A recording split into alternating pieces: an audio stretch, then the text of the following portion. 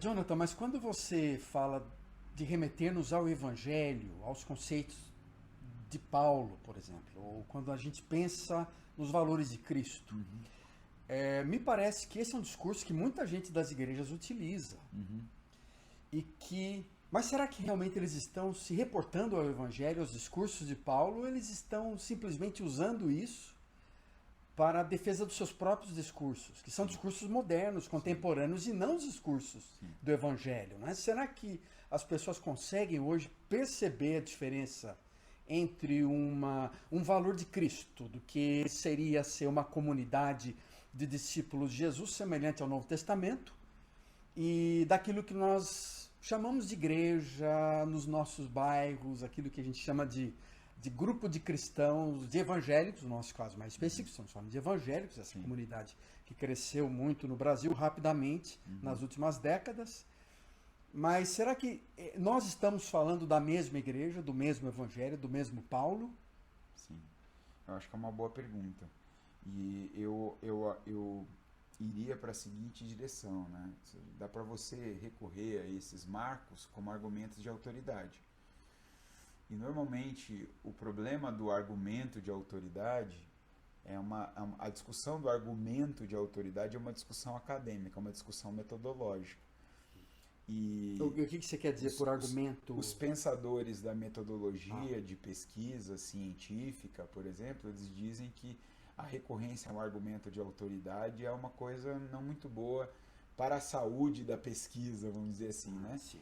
Por quê? Porque você normalmente vai para uma fala, ou para um pensador, ou para uma corrente, em busca de uma justificativa que fale por você, ao invés de falar com você. Né?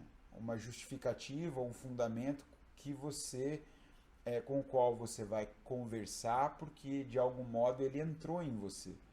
Então, como é que a gente foge, nesse caso, do argumento de autoridade? Eu faço uma leitura séria, aplicada, diligente, desses fundamentos, desses marcos, desses conceitos, de modo que eu possa me apropriar desses conceitos e dessas ideias e transformar esses conceitos e essas ideias naquilo que vai ser propriamente o meu pensamento, a minha pesquisa, o desenvolvimento das minhas ideias. Você quer dizer voltar para o próprio texto, então? Exatamente. Você está falando, vai para o Evangelho e ver o que o Evangelho está dizendo realmente antes de você usá-lo para justificar a sua própria ideia. Exatamente. Então você teria a forma do argumento de autoridade, a outra forma seria do Evangelho como um lugar de transformação. E para que seja um lugar de transformação, não basta ir lá e pensar coisas que te interessam e justifiquem o que você quer que eles justifiquem. Sim. Você precisa de fato fazer um mergulho e uma imersão, portanto, na palavra. E a imersão na palavra significa que a palavra também ela entra e na medida que ela entra, ela transforma a vida da pessoa. Né? Então, eu acho que o que vai diferenciar uma coisa da outra um movimento que eu estou propondo que nós devemos fazer e aqueles que eventualmente sem grande interesse no Evangelho, mas para justificar aquilo que eles querem justificar, vão fazer, é justamente isso. Nós estamos falando de alguma coisa que transforma completamente o nosso modo de pensar e o nosso modo de ser? Ou a gente está falando de uma coisa que a gente meramente usa com base em tais ou quais objetivos? Eu acho que isso é a diferença central. Sim. E entrando mais especificamente nessa questão da relevância, né, que essa igreja é relevante, e na tentativa, às vezes, de ser uma igreja que influencie mais, contemporânea, não é? A gente usa a palavra relevância para dizer uma série de coisas, mas eu queria que você me ajudasse a entender, ajudasse aqueles que nos ouvem a entender o que é ser uma igreja relevante. Nós estamos falando um pouco sobre igreja, mas o que é, na verdade, ser uma igreja relevante? Sim.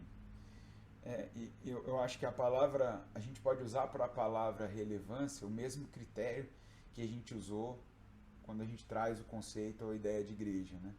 Aliás, todo conceito deve ser assim, porque senão a gente corre o risco de fazer com o conceito aquilo que o Nietzsche, num dos textos primeiros textos dele, diz que normalmente a gente faz com conceito. Ele diz: o conceito nasce como igualação do não igual. Então, a gente fala de relevância, por exemplo, ou de igreja relevante, a gente teria que fazer o mesmo tipo de pergunta, ainda que a gente chegue a uma definição do que é ser relevante, por exemplo, ou do que é relevância. Quando eu penso em relevância, eu penso que é alguma coisa impactante. Né? É relevante porque é impactante. Então, uma pessoa relevante, uma comunidade relevante, é uma comunidade ou uma pessoa que impactam o seu meio de tal maneira que você consegue enxergar alguma coisa de único ali, e único e singular, e que, consequentemente, ajuda um meio a se oxigenar, a melhorar, a evoluir, a se desenvolver, a chegar a um estágio maturacional tal que você diz: nossa, que caminho legal, ou que lugar legal esse para o qual a gente está caminhando. E, no entanto, mesmo chegando a usando isso como talvez um parâmetro comum e muito genérico, isso vai depender muito do que você também chama de igreja. E a gente partiu aqui do princípio de que para definir igreja, não basta definir a igreja como a gente acha que é, mas como originalmente ela foi chamada, né? E sim, para o que ela foi chamada. E considerando que para o que a igreja foi chamada, eu diria que a igreja relevante é aquela que está primordialmente preocupada em ser fiel a si mesma e ao seu chamado. Uhum. E não propriamente tem como alvo a relevância. Em outras palavras, o que eu quero dizer é que a relevância, ela não é um tópico, ela não é um alvo primeiro. O alvo primeiro, entendo eu, é a fidelidade à nossa vocação. Uhum. É o que o apóstolo Paulo chama de viver de modo digno com a nossa vocação ou o nosso chamado.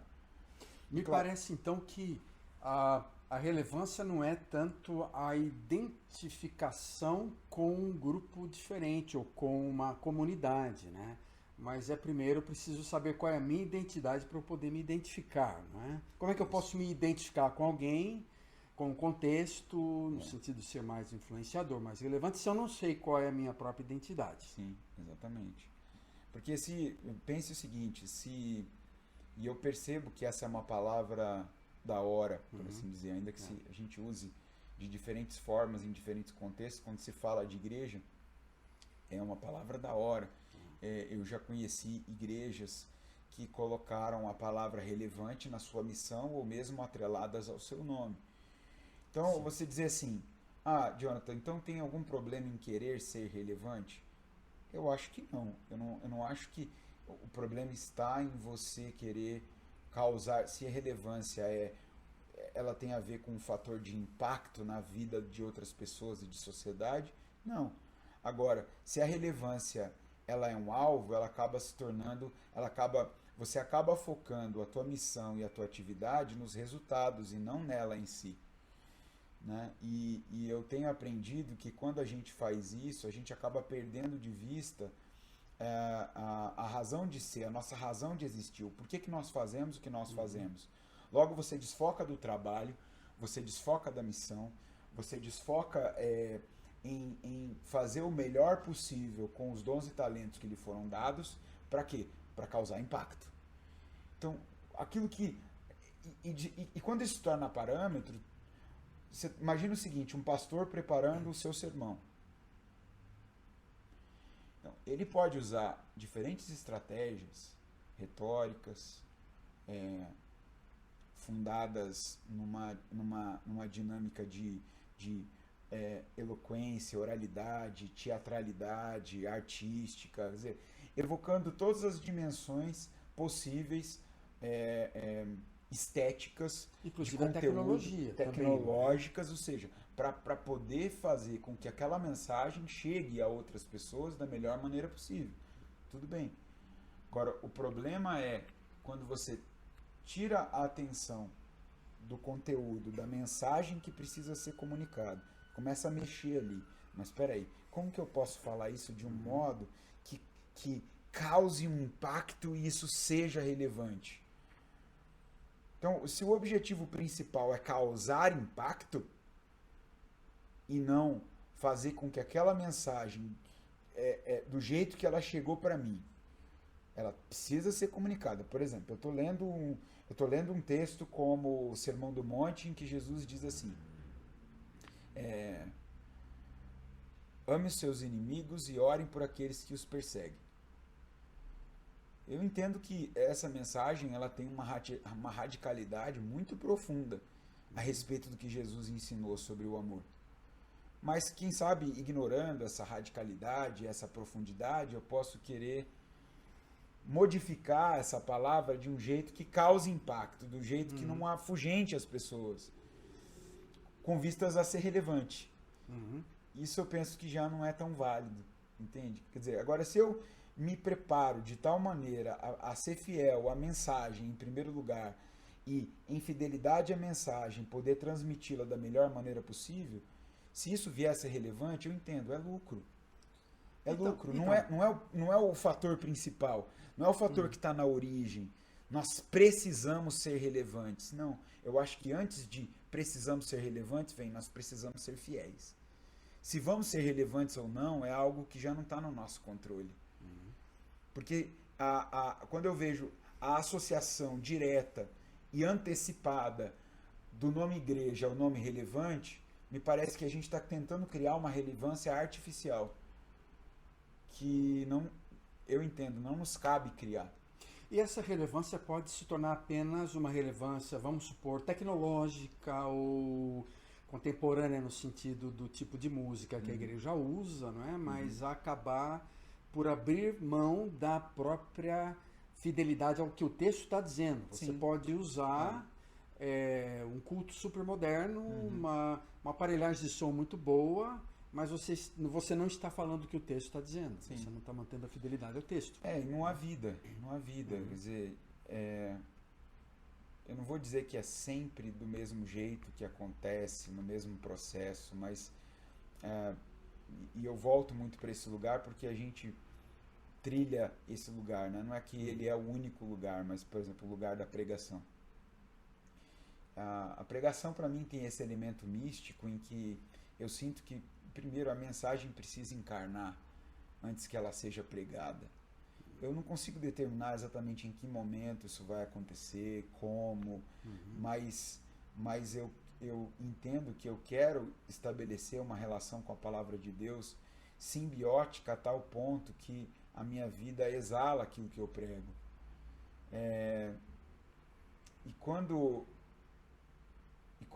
eu desconsiderando esse processo, fico buscando demais elementos que podem tornar a mensagem mais palatável, mais agradável, mais interessante, mais impactante, mais relevante. Então eu já vou agregando penduricalhos, acessórios, que é como se eu não confiasse que a mensagem por si só, ela tem um poder que, ainda que possa ser comunicado por meios melhores ou piores, mais eloquentes ou menos eloquentes, mais inteligentes ou menos inteligentes, mais habilidosos ou menos habilidosos. Quer dizer, tudo isso, no fundo, é um instrumento para o poder de Deus, que é o poder de Deus, e não o meu, nem o da minha denominação, de qualquer coisa ou instituição pela qual eu respondo, ou lugar que eu esteja ocupando. Então é nisso que eu